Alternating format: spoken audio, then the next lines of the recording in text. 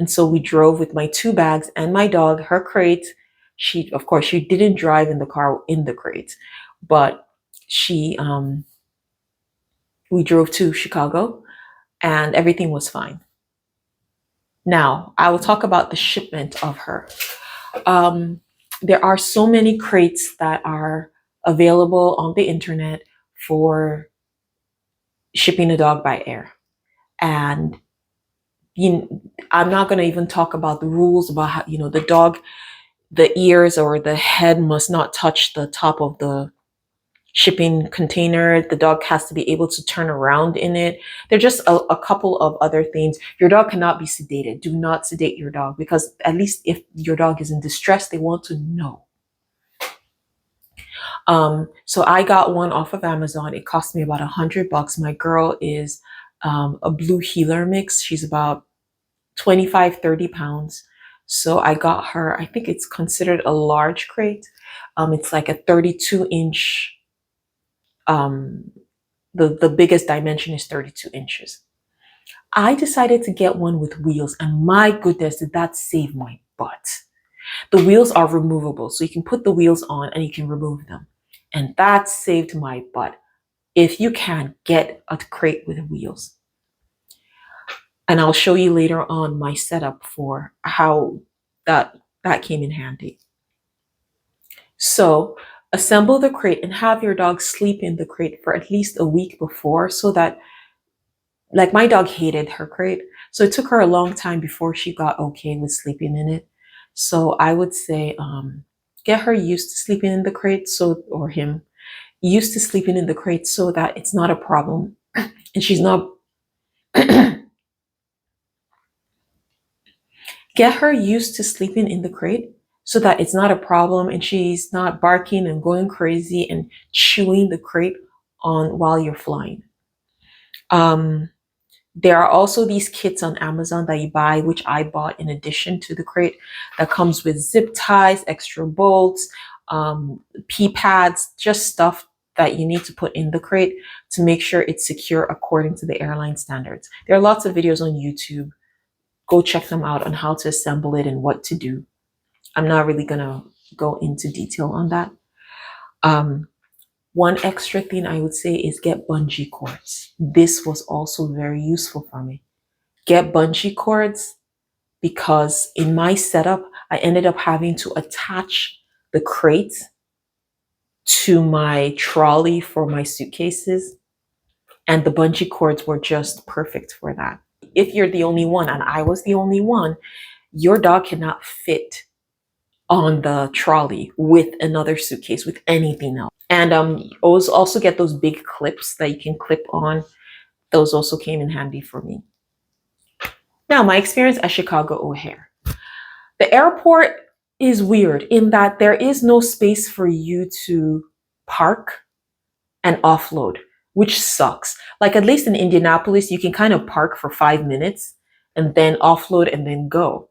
And so I was alone in a rental car. So in hindsight, I probably should have returned the rental car, gotten a cab so that the cab can stay with me at the drop-off point. But I was alone, so I didn't. So take my stuff, check in at the Iberia Airlines, which is on the same floor. So you first check in and you bring the dog with you in the crate. And then after you check in, they now take you and the dog downstairs to the oversized, where people bring in their sporting equipment or their musical instruments. Yeah, the oversized section. Then another person is going to look at the dog, make sure the dog looks okay, and then check it in. To be honest, the guy actually just glanced. Maybe he thought I was so nervous. I don't know. He just glanced at me and glanced at the dog, and he just took the dog in.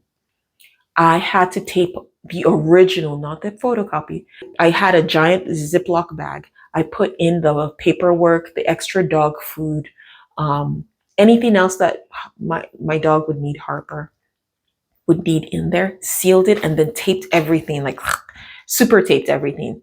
in there, because there are regular stickers that say live animals and stuff, but in addition, I put in hazard yellow duct tape hazard lights on it so that she's very visible, so that it's something everybody sees. What else did I do with her stuff? That was all I did. And so the whole thing took about 30 minutes. It took me 10 minutes before the person who was supposed to take her to the oversized section arrived. It took another 10 minutes down there. So all in all, I probably spent 30 minutes getting myself and her checked in, but which was awesome. Because it took so long, I pretty much had to run. Like I had to return my car and then run and make it to the terminal. So I pretty much made it. I got to the airport 3 hours ahead of time. But by the time I was done, I got there just as they started calling in like the first class folks to get on the plane. So I got there just in time. So with O'Hare, 3 hours, no joke, 3 hours ahead of time minimum. What I had to do that needed 3 hours was I needed to come in, check in my 2 bags, then check in my dog, then go return my rental car, then come back, go through security, and then go through and get to my terminal. So all of that took about 2.5 hours. And you know how they board about 20, 30 minutes before the plane is going to take off. So that's why I say 2-3 hours minimum. Get there early. I know you don't want to get there too early because of your dog, but then you don't want to get there too late and then have to miss your plane. So I say 3 hours is your number with O'Hare. You need to get tracking devices. I know airports hate this, but I'm sorry, you need to have tracking devices just to make sure if anything goes wrong or anything goes sideways, you can know. So the first one I got is the tile. So you can kind of see this one. I think this was this $40? I can't remember how much this costs. I have to check on Amazon. But it's nice. You can see how slim it is and it's easy to hide. So, and you can see I still have a little bit of tape on it because I hid it under her. I didn't want her to eat it, but I wanted it to be on her crate. So I put it inside the crate under her bedding area and I like double taped it into a corner. So that was the first one. And this one is decent. It probably will track location up to a building. Yeah, it'll tell you that she's in a building, but it won't tell you where in the building she is. But this is also nice. Like I'm probably going to still use it. I don't need a subscription for it or anything. It just has an app. You can use it to keep your keys if you're somebody who loses their keys a lot. I could also put it on my dog for if she ever gets lost. It's small enough that I feel it can attach to her, and it'll be like a backup for making sure she never gets lost. The second one I got was the Tracky. And this one, oh, it's in its waterproof case.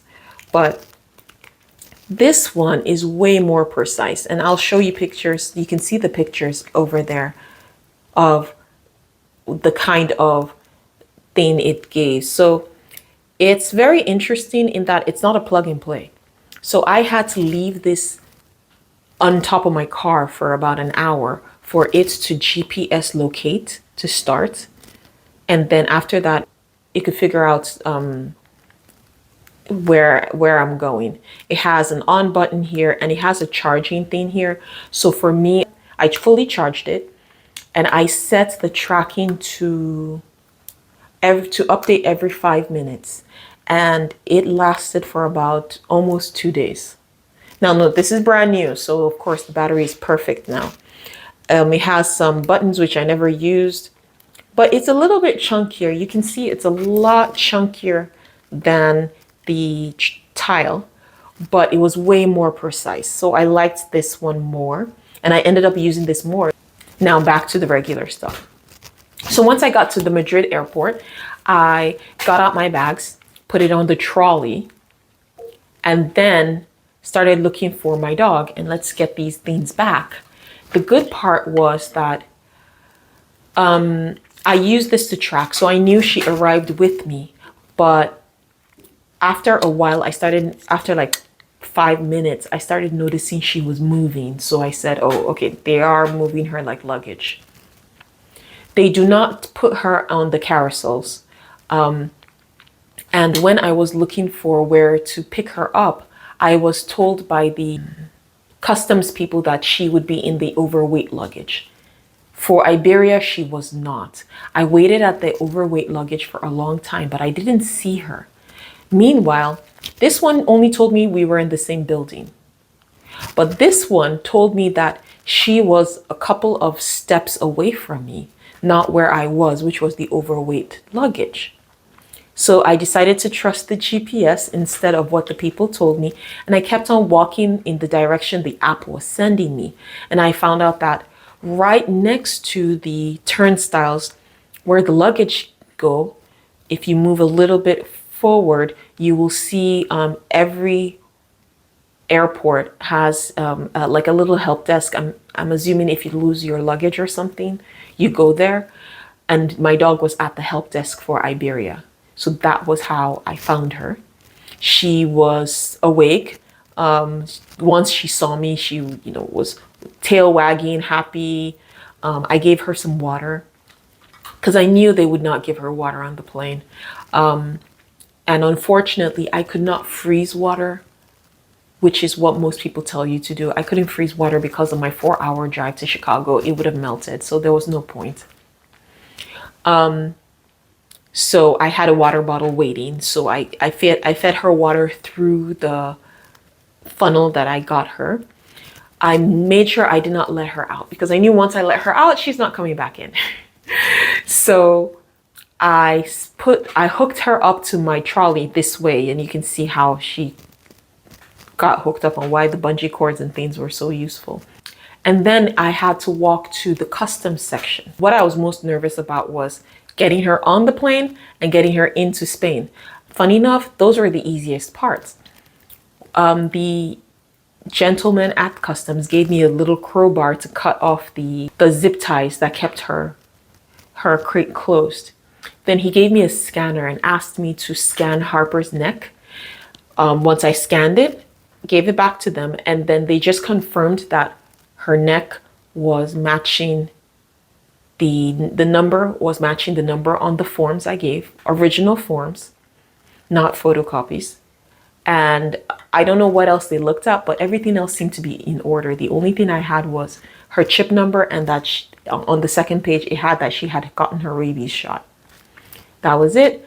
And they said everything is good, and they let me go. And so I went through, got the rental car, drove about 4 hours or so to Asturias, and here she is. So I hope that helped anyone. If you have any questions, send me messages and put it in the comments and I will answer. But it was pretty tricky doing it alone, but I did it alone. So I do think it's doable. As long as as long as you get the vet part and the USDA part in order, the rest was pretty easy. Iberia, as an airline, but it worked out great for me. It was about $380 to bring her over. So it was pretty much the price of an oversized, suitcase. And it was relatively easy enough that if I am, I definitely do not see a hindrance of doing this more often. Like if I move every 3 years or so, heck, if I move anywhere for more than 6 months, I'll probably put her back on a plane. Like it was doable enough. So let me know your thoughts and comments. Thanks so much for listening. Bye.